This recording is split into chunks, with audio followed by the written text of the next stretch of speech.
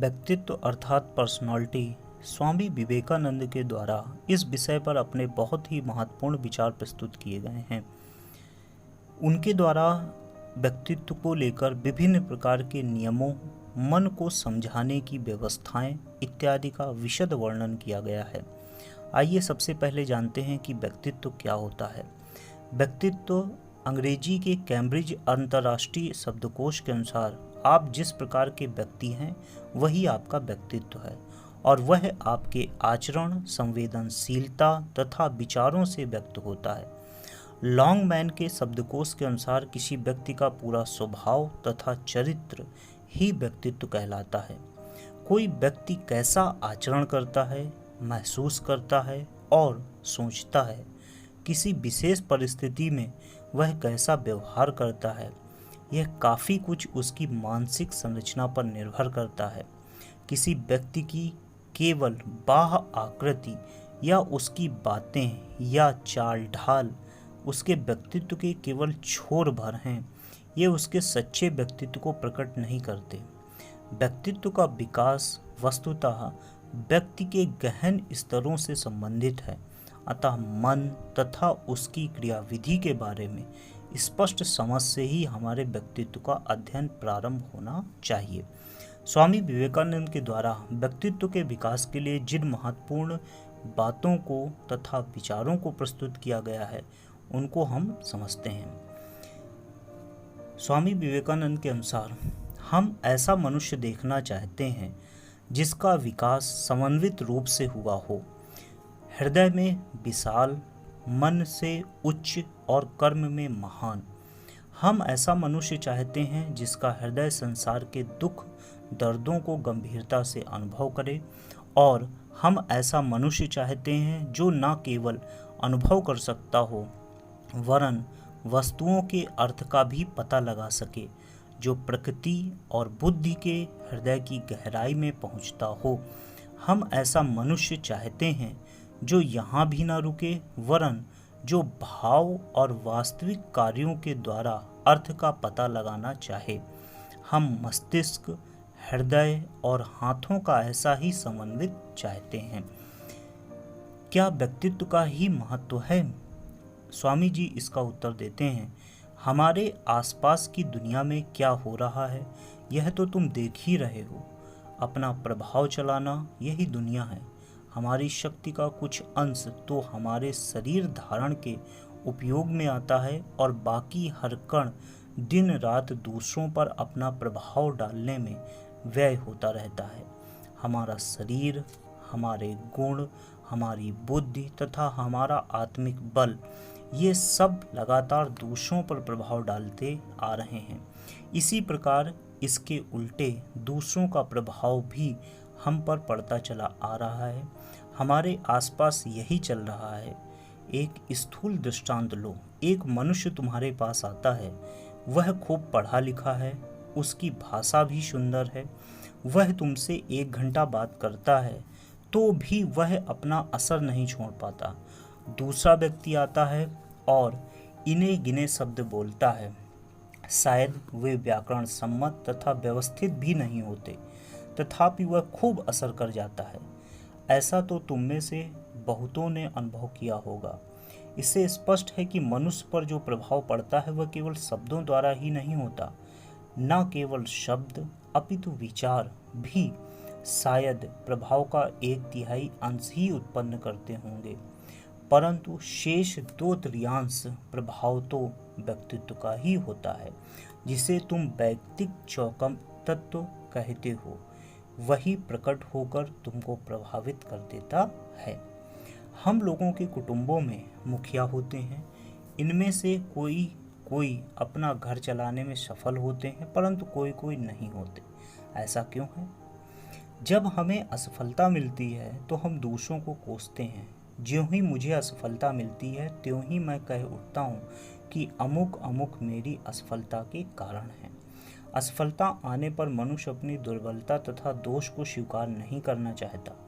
प्रत्येक मनुष्य यह दिखलाने की कोशिश करता है कि वह निर्दोष है और सारा दोष वह किसी अन्य व्यक्ति पर, किसी वस्तु पर और अंततः दुर्भाग्य पर मरना चाहता है।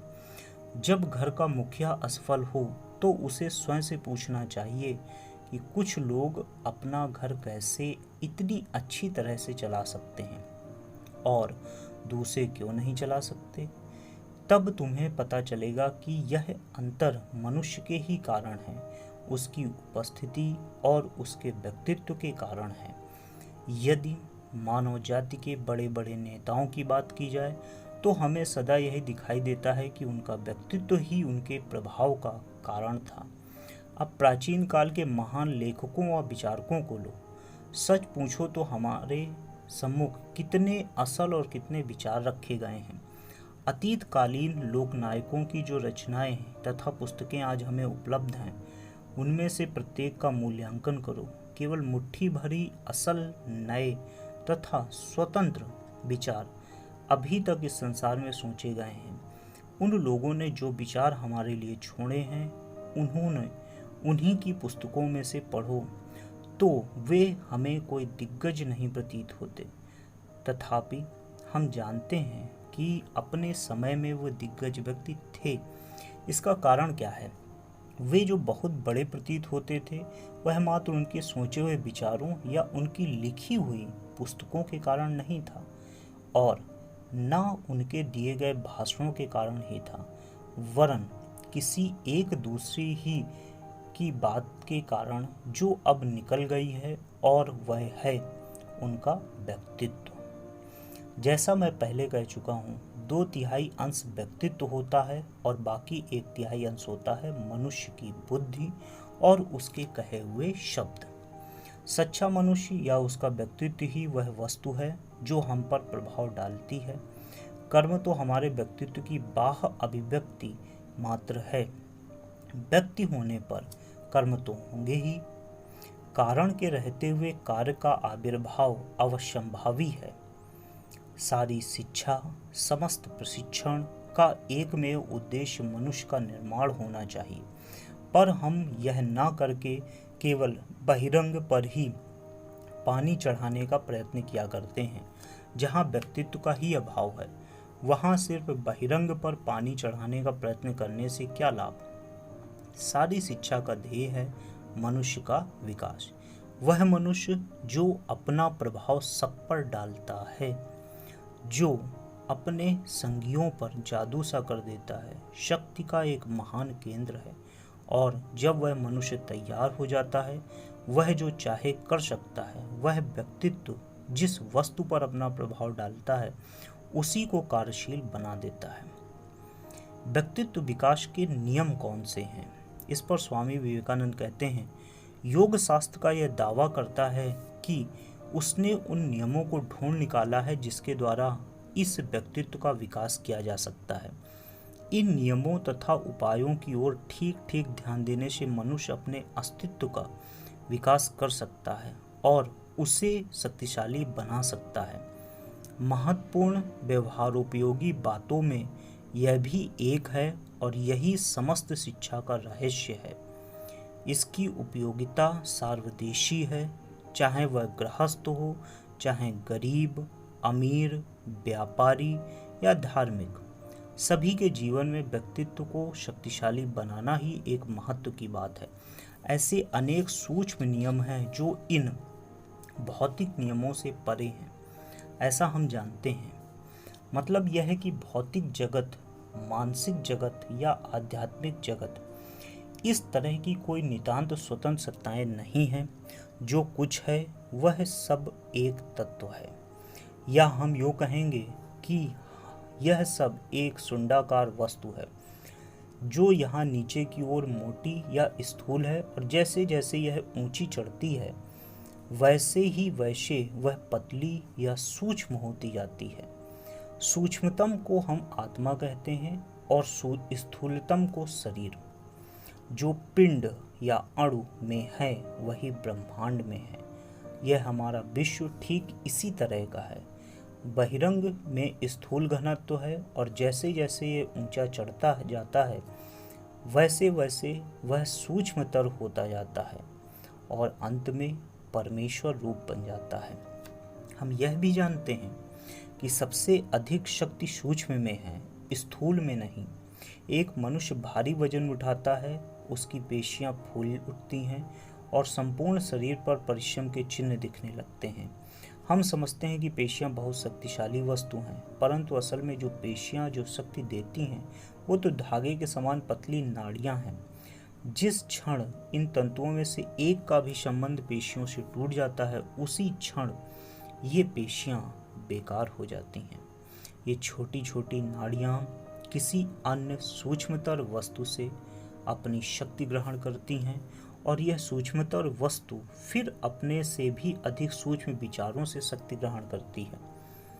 इसी तरह का यह क्रम चलता रहता है।